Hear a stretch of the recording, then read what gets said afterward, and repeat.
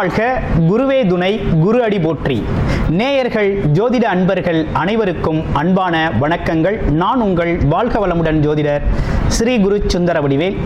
இப்போ பார்த்தீங்கன்னா 2025 செப்டம்பர் மாத பலாபலன்கள் ஒவ்வொரு ராசிக்கும் எப்படி இருக்கும், என்ன செய்யலாம், என்ன செய்யக்கூடாது, என்ன விதமான வழிபாடுகள் உகந்ததாக இருக்கும், நட்சத்திர பலன்கள் எப்படி இருக்குது அப்படிங்கிறதை பற்றி முழுமையாக நம்ம விரிவாக ஒவ்வொரு ராசிக்கும் நம்ம பார்க்க இருக்கிறோம். இந்த செப்டம்பர் மாதத்தோட நிறைய விஷயங்கள் நடக்க இருக்குது. அது என்ன அப்படின்னு பார்த்தீங்கன்னா, 4 கிரகங்களின் பெயர்ச்சி இருக்கக்கூடிய மாதம் அப்படின்னா அந்த செப்டம்பர் மாதம் தான். பார்த்தீங்கன்னா தொடர்ச்சியாக 13ஆம் தேதி செவ்வாய் பகவான் பயிற்சி ஆகிறார், செப்டம்பர் 13. செப்டம்பர் 14 அப்படிங்கிறது சுக்கிரன் பயிற்சி ஆகிறார். அடுத்து செப்டம்பர் 16 புதன் பகவான் பயிற்சி ஆகிறார். அடுத்து செப்டம்பர் 17 சூரியனும் பார்த்தீங்கன்னா அடுத்த ராசிக்கு பயணம் போகிறார். அப்போ இந்த காலகட்டத்தில் பல்வேறு விதமான மாற்றங்கள், கிரகத்தின் மாற்றம் எப்படி நடக்குது அப்படிங்கிறத பொறுத்து ஒவ்வொரு ராசிக்கும் பல்வேறு விதமான மாற்றங்களை, முன்னேற்றங்களையும் எதிர்பார்க்கக்கூடிய மாதமாக இந்த மாதம் அப்படிங்கிறது அமைஞ்சிருக்குது. எந்தெந்த ராசிக்கு எப்படி இருக்குது அப்படிங்கிறத விரிவாக தெளிவாக இப்போ நம்ம பார்க்கலாம். இப்போ உங்கள் ராசிக்கு எப்படி இருக்குது அப்படிங்கிறத பார்ப்போம். சிம்ம ராசி காலச்சக்கரத்தின் 5வது ராசியாக இருக்கக்கூடிய சிம்ம ராசி அன்பர்களுக்கு இந்த செப்டம்பர் மாதம் அப்படிங்கிறது பல்வேறு விதமான மாற்றங்களை தரக்கூடிய மாதமாக அமைஞ்சிருக்குது. இப்போ ராசியிலேயே பார்த்தீங்கன்னா ராசிநாதன் அமர்ந்திருக்கக்கூடிய ஒரு அற்புதமான அமைப்பு அப்படிங்கிறது சிறப்பை தரும் வகையில் அமைஞ்சிருக்கு. ஆனால் இன்னொரு விஷயம் என்னன்னு கேட்டோம்னா, கேதுவின் பிடியில் ராசியிலே கேது பகவான் இருப்பது அவ்வளவு சிறப்பு இல்லை. சிம்மராசி அன்பர்கள் தெரிந்து கொள்ள வேண்டிய மிக முக்கியமான விஷயம் என்னன்னா, ராசியில கேது பகவான் அமர்ந்தால் என்ன நடக்கும்னா, அடிக்கடி மனம் சார்ந்த தடுமாற்றம், குழப்பம் அப்படிங்கிறது ஏற்படும். இப்ப ராசிநாதனும் சேர்ந்து நல்லா ஆட்சி பலம் பெற்று வந்து 2 பேரும் ஒண்ணா அமர்ந்துட்டாச்சு. அப்ப என்ன நடக்குது, புத்திக்காரகன் புதனும் சேர்ந்து அமர்ந்திருக்கக்கூடிய இந்த காலகட்டத்தில் புத்தி தடுமாற்றம், மனத்தடுமாற்றம், எடுக்கின்ற முடிவுகள், தவறான முடிவுகள் எடுக்கக்கூடிய ஒரு தன்மை, முடிவுகள் அடிக்கடி மாற்றிக்கொள்ளக்கூடிய ஒரு அமைப்பு, நிலையற்ற ஒரு அமைப்பை தரக்கூடிய ஒரு காலகட்டமாக இந்த காலகட்டம் அப்படிங்கிறது இருக்குது. அப்ப கவனமாக செயல்பட வேண்டிய காலகட்டமாக இருக்குது. அதே காலகட்டத்தில் பார்த்தீங்கன்னா உங்களுக்கு நல்ல நன்மைகளும் நடக்கும். ஏன்னா ராசிநாதன் ஆட்சி பெற்று இருக்கிறதுனால உங்களுடைய பிறப்பு ஜாதகத்தில் நல்ல தசாபுத்தி அமைப்பு அப்படிங்கிறது நடந்துகிட்டு இருக்கு அப்படின்னா கண்டிப்பாக எடுத்த காரியங்கள், தொட்ட காரியங்கள் துலங்கும், எடுத்த முயற்சிகளில் வெற்றி அடையக்கூடிய ஒரு தன்மையும் உருவாகும். இருப்பினும் பார்த்தீங்கன்னா கேது பகவான் வழிபாடு அப்படிங்கிறது ரொம்ப முக்கியம், ரொம்ப முக்கியமான ஒன்றாக இருக்குது. ஆமாம், குடும்பக்காரகன் சொல்லக்கூடிய புதன் பகவானும் அமர்ந்திருக்கிறார். எவ்வளவு நாள்? செப்டம்பர் 16ஆம் தேதி வரை அங்கே தான் இருப்பாங்க. சூரியன் 17ஆம் தேதி வரை அங்கே தான் இருக்கிறார். அப்போ இந்த காலகட்டங்களில் குடும்ப உறவுகள் சம்பந்தப்பட்ட விஷயங்கள்லையும் சில முக்கிய முடிவுகள் எடுக்கின்ற விஷயங்கள்லையும் கொஞ்சம் கவனமாகவும் இருக்கிறது அப்படிங்கிறது ரொம்ப நல்லது. பேப்பர் சம்மந்தப்பட்ட விஷயங்கள், இடம், டாக்குமெண்டேஷன் சம்மந்தப்பட்ட விஷயங்களில் கொஞ்சம் குழப்பம் இல்லாமல் சில முடிவுகளை எடுக்கணும். அப்படி குழப்பமாக இருக்குன்னா கொஞ்சம் தள்ளி போடுறது நல்லது. சில விஷயங்களை தள்ளி போட்டு முடிவெடுத்துக்கிறது நல்லதாக இருக்கும். அடுத்து அஷ்டமச்சனி பாதிப்பில் நம்ம இருக்கிறோம். கவனம் தேவை. சிம்மராசி அன்பர்களுக்கு கூடுதல் கவனம் அப்படிங்கிறது எங்கே வருது? அஷ்டமச்சனி. சனி பகவான் அஷ்டமத்தில் இருக்கிறார். ஒரு புள்ளிஞ்சு கசக்கி எடுத்துடுவார். எப்படி அப்படின்னு பார்த்தோம்னா, எதை தொட்டாலும் ஒரே அலைச்சலாக இருக்கும். நினச்ச காரியம் நினச்ச உடனே நடக்காது. நம்ம ஒரு வேலை விஷயமா ஒருத்தரை சந்திக்க போவோம், அவர் ஊர்லேயே இருக்க மாட்டார். ஒருத்தர் நம்மளை 10 மணிக்கு சந்திக்கிறேன்னு அவரே ஃபோன் பண்ணி சொல்லியிருப்பார். போய் பார்க்கலான்னு போனால் அவருக்கு ஏதாவது வேறு வேலை வந்துருக்கும், போயிருப்பார். நீங்கள் ஒரு பேப்பரோ ஒரு விஷயமோ அரசு சார்ந்த அலுவலகங்களோ போவீங்க, இன்றைக்கி தான் எல்லா வேலையும் நல்லா நடக்கும்னு சொல்லியிருப்பாங்க. போனால் அன்றைக்கி உங்களுக்கு அந்த அமைப்பே இருக்காது. அதே போல் வண்டி வாகன அலைச்சல் ஏற்படும்.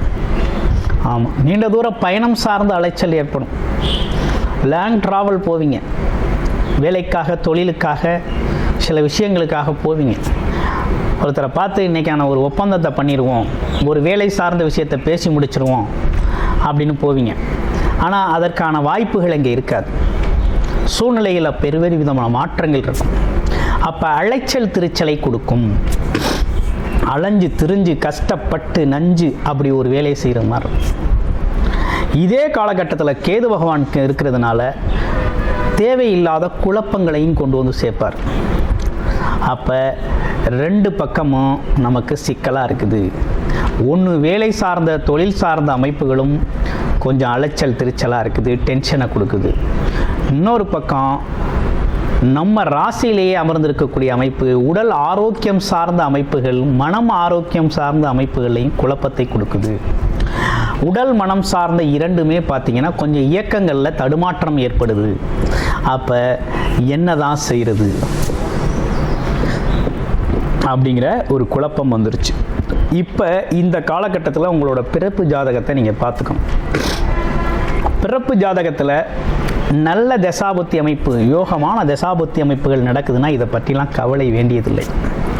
இல்லை பிறப்பு ஜாதகத்திலேயும் கொஞ்சம் சூழ்நிலைகள் சரியில்லை அப்படின்னா இது சார்ந்த விஷயத்தில் கூடுதல் கவனம் எடுத்துக்கணும்.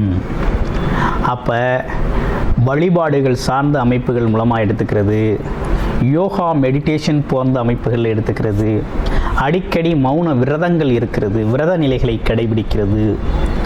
ஆமாம், நிலையான ஒரு மனநிலையில் இருக்க பழகிக்கிறது. ஆமாம், தடுமாற்றத்துக்கு வாய்ப்பு கொடுக்காமல் இருக்கிறது. புது முயற்சிகள் ஏதேனும் எடுக்கிறது அப்படிங்கிறத கொஞ்சம் தள்ளி வச்சுக்கிறது. ஆமாம், பெரும் முதலீடு சார்ந்த விஷயங்களை கொஞ்சம் அவசரப்படாமல் இருக்கிறது. ஆமாம், இப்படிப்பட்ட விஷயங்கள்லாம் கொஞ்சம் நிதானமாக செயல்பட வேண்டிய அமைப்பு இருக்குது. அடுத்து சிம்மராசிக்கு வேறு என்ன நல்லதே நடக்காதா அப்படின்னா கண்டிப்பாக நல்லது நடக்கும். என்னன்னா முயற்சிகள், நிறைய முயற்சி எடுத்து தோல்வி அடைஞ்சு போச்சு இல்லையா, இந்த காலகட்டத்தில் இனிமேல் எடுக்கிற முயற்சிகள்லாம் உங்களுக்கு கை கொடுக்கும். ஏன்னா பாக்யாதிபதினு சொல்லக்கூடிய 3ஆம் இடத்துல அமர்ந்து குருபார்வையோடு இருக்கக்கூடிய இந்த காலகட்டத்தில் எப்போவோ எடுத்த முயற்சிகளுக்கு பலன் இப்போ நீங்கள் அனுபவிக்கலாம். அது சார்ந்த தொடர்புகள் பெறக்கூடிய தன்மை உங்களுக்கு ஏற்படும் அப்படிங்கிற அமைப்பு இருக்குது. அப்போ தொழில் வேலை சார்ந்த அமைப்புகள் நல்ல முயற்சி கொடுக்கும். இளைய சகோதர உறவுகள் ஒற்றுமை அதிகரிக்கும். இப்போ என்ன முக்கியமான விஷயம்னா சிம்மராசியை பொறுத்த வகையில் பேச்சில் கவனம் தேவை. ஃபஸ்ட்டு அடுத்து இருக்கிற சூழ்நிலைகளை அப்படியே ஏற்றுக்கிட்டு கொஞ்சம் கண்டும் காணாமையும் பொறுமையாகவும் நிதானமும் போகணும். ஏற்றோம்னா நம்ம மனசு கெட்டு போயிடும், நமக்கு குழப்பமும் அதிகரிச்சிடும். ஆமாம், வேலை பொழப்பு தொழில் சார்ந்த விஷயங்கள்லாம் தடுமாற்றத்தை ஏற்படுத்திப்போம். அப்போ கூடுதல் கவனம் தேவைப்படுகிறது. அதே நேரத்தில் 11ஆம் இடத்துல குரு பகவான் இருக்கிறது, உங்கள் ராசிக்கு 5 குடையவன் 11ல் இருக்கிறது அப்படிங்கிறது திடீர்னு உங்களுக்கு நல்ல விஷயங்கள் நடக்கும். அது எப்போ நடக்கும், எப்படி நடக்கும் அப்படின்னு பார்த்தோம்னா பூர்வீக புண்ணியத்தின் அடிப்படையில், கர்மாவின் அடிப்படையில் உங்களுக்கு இந்த காலகட்டத்தில் நடக்க வேண்டிய விஷயங்கள் அது உங்களை தேடி நல்லபடியாக நடக்கும். அதை பற்றிலாம் கவலைப்பட வேணாம். குழந்தைகள் உங்களுக்கு பெருமை சேர்ப்பார்கள். குழந்தை சார்ந்த விஷயங்கள் நல்லா இருக்கும். பெருமணம் சம்பந்தப்பட்ட விஷயங்கள், ஆசைகள், கனவுகள் சம்பந்தப்பட்ட விஷயங்களில் கொஞ்சம் பொறுமையும் நிதானமாக செயல்படுங்க. வாழ்க்கை ரொம்ப அழகாக இருக்கும். நல்லா இருக்கக்கூடிய ஒரு தன்மை அப்படிங்கிறது இருக்குது. குழந்தைகள் படிப்பு அப்படிங்கிறது பார்த்தீங்கன்னாக்கா செப்டம்பர் 17ஆம் தேதிக்கு பிறகு படிப்பு சார்ந்த விஷயங்கள்லாம் ரொம்ப நல்லா இருக்குது. ஒன்றும் கவலைப்பட வேண்டாம். அடுத்து முதியவர்கள் அப்படின்னு எடுத்துக்கிட்டால், முதியவர்கள் பெரியவர்கள் அப்படின்னு எடுத்துக்கணும், வயது மூத்தவர்கள் எடுத்துக்கிட்டோம்னா ஒன்றும் பெரிய இந்த விஷயங்கள் இப்போ சொன்ன விஷயங்களை ஃபாலோ பண்ணிக்கிட்டால் போதும். மற்றபடி புது முயற்சிகள் புதுமையாக எதையும் செய்யணுங்கிறத கொஞ்சம் தள்ளி போட்டுக்கிறது நல்லது, அவசரம் வேண்டாம். அடுத்து பாருங்கள், வேறு என்ன, குடும்ப பெண்மணிகள் சார்ந்த விஷயங்கள் எப்படி இருக்குது அப்படின்னு பார்த்தோம்னா இந்த காலகட்டத்தில் கொஞ்சம் பரவாயில்ல. இதுவரை இருந்த ப்ரெஷருக்கு இனி வரக்கூடிய காலங்கள், அதாவது செப்டம்பர் 17க்கு பிறகு வரக்கூடிய காலங்கள் ரொம்ப நல்லாயிருக்கும். ஆமாம், எல்லாத்தையும் சமாளிக்கும். அப்பா எவ்வளோ கஷ்டத்தை அனுபவிச்சாச்சு, இப்போ தான் கொஞ்சம் நிம்மதியாக இருக்கிற மாதிரி தெரியுது அப்படிங்கிற பெருமூச்சு விடக்கூடிய ஒரு தன்மை அப்படிங்கிறது ஏற்படும். அடுத்து பார்த்தோம் அப்படின்னா வேறு சிறப்பான செய்திகள் அப்படின்னு சொல்லணும் அப்படின்னு நினச்சோம்னா, படிப்பு சார்ந்த விஷயங்கள் நல்லா இருக்கக்கூடிய ஒரு தன்மையை தான் உங்களுக்கு கொடுக்குது. திருமணம் சார்ந்த விஷயங்கள் கொஞ்சம் அவசரப்பட வேண்டாம், பொறுமையாக செய்கிறது அப்படிங்கிறது ரொம்ப நல்லது. ஏன்னா ராசியிலே கேது, 7ஆம் இடத்தில் ராகு இருக்கிறது அப்படிங்கிறது பெரிய பேராசையை கொடுத்து, பெரிய பிரம்மாண்டமான சிந்தனையை கொடுத்து, கடைசியில் பார்த்தீங்கன்னா பாதாளத்தில் தள்ளக்கூடிய தன்மையை கொடுத்துரும். கொஞ்சம் அவசரம் இல்லாமல் பொறுமையாக நிதானமாக செயல்படுங்க. பிறப்பு ஜாதகத்தை ஒரு முறைக்கு 2 முறை பார்த்து நிதானமாக செயல்படுறது அப்படிங்கிறது ரொம்ப நல்லது. அடுத்து பாருங்கள், உங்கள் ராசியில் இருக்கக்கூடிய நட்சத்திரம் மகம் நட்சத்திரம். மகம் நட்சத்திரம் அப்படிங்கிறது பார்த்தோம்னா இந்த காலகட்டத்தில் பார்த்தீங்கன்னா தர்ம காரியங்கள், கோவில் சம்பந்தப்பட்ட விஷயங்களில், புண்ணிய காரியங்களில் ஈடுபடுறது அப்படிங்கிறது ரொம்ப நல்ல விஷயம். இன்னொன்று, அடிக்கடி விநாயகர் வழிபாடு அப்படிங்கிறத செஞ்சுட்டு வாங்க, ரொம்ப சிறப்பாக இருக்கும். அடுத்து பூரம் நட்சத்திரம்.